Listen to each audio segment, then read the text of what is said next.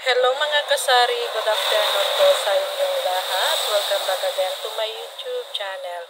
Time check muna tayo, alas 2 na ng hapon and today is October 25, 2024.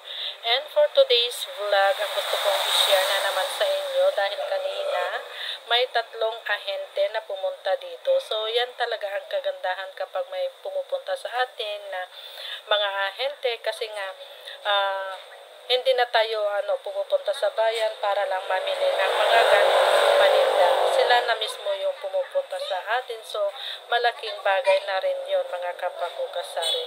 So, kanina, ayan, tulad nga ng sabi ko, may tatlong ahente na pumunta dito. So, bali ito yung nakuha ko sa kanila. Ayan. So, kumuha lang ako ng konting frozen foods. Tapos yung PMFTC pumunta na rin. At ito lang. So, may tatlo akong resibo dito.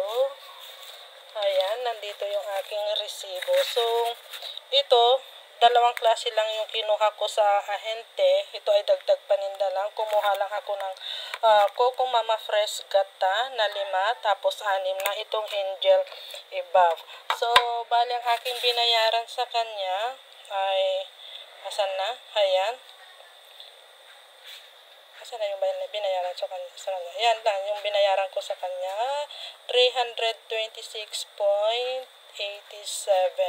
So, bali ang puhunan ng Coco Mama Gata is 29.29 pero ang aking bintahan is 35 pesos. So, 5 pesos yung aking ipinatong. Tapos, dito naman sa Angel Evap, ang puhunan niya is 30.07. Ang aking bintahan is 37. At dito naman tayo sa PMFTC. So, kumuha lang ako ng 1 in 1 half kaha na itong Marlboro Red, tapos tatlong Marlboro Light, dalawang Marlboro Blue. So, bali ang aking binayaran naman dito kay PMFTC is, ayan, 3,100.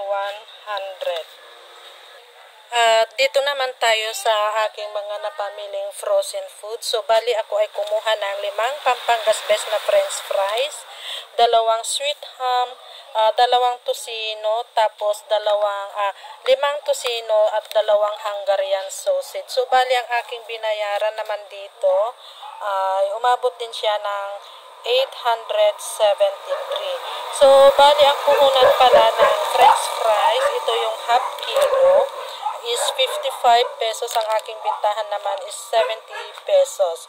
At dito naman sa sweet ham, ang puhunan niya is 59. Ang aking bintahan is 70 pesos. So, bali 11 pesos yung aking ipinatong dito. At dito naman tayo sa tocino, 48 pesos ang puhunan niya. Ang aking bintahan is 60 pesos. At dito sa Hungarian sausage, ito yung 4 ang laman. Bali, ang puhunan nito is 120. Ang aking bintahan is 150. So, yan lang mga kapakukasari ang aking maisishare na naman sa inyo ngayong hapon ng Friday. Ayan. So, share lang tayo sa ating mga paninda. Napakaswerte ko kasi may mga ahente na pumupunta dito sa aking tindahan na hindi ko na kailangan pumunta sa bayan mga kapakukasari. Ito ay iwas sa pagod, iwas sa gastos. So, napakalaking bagay na rin na may mga pumupunta dito na mga ahente. So, ako ay talagang nagpapasalamat kasi nga nadadagdagan ang aking paninda na wala akong pagod. So, yan lang. Happy selling na lang po sa ating lahat. God bless us and bye. Thank you for watching.